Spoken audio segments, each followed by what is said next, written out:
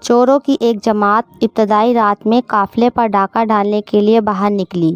جب رات کی تاریکی چھا گئی تو وہ سب مسافر خانے میں آئے اور دروازہ کھٹکھٹا کر مسافر خانے کے لوگوں سے کہا کہ ہم لوگ غازیوں کی جماعت سے ہیں اور اس وقت تمہارے مسافر خانے میں رات بسر کرنا چاہتے ہیں۔ چنانچہ ان لوگوں نے ان کے لیے دروازہ کھول دیا۔ وہ سب مسافر خانے میں داخل ہوئے اور مسافر خانے کا مالک ان کی خدمت کے لیے کھڑا ہوا۔ وہ اس خدمت سے خداوندی کا ارادہ رکھتا تھا اور ان سے برکت حاصل کرنا چاہتا تھا۔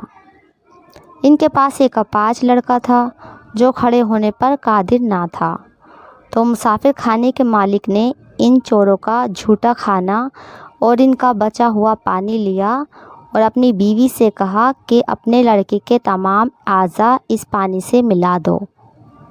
ممکن ہے کہ اللہ تعالیٰ اس غازیوں کی برکت سے اس کو شفا دے۔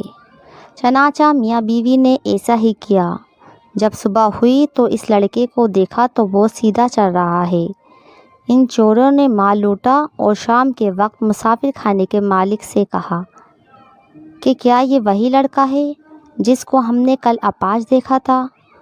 اس نے کہا کہ ہاں، میں نے تم لوگوں کا جھوٹا اور تمہارا بچا ہوا پانی لیا اور اس کے جسم پر مل دیا۔ اللہ تعالیٰ نے تمہاری برکت سے اس کو شفا عطا کی۔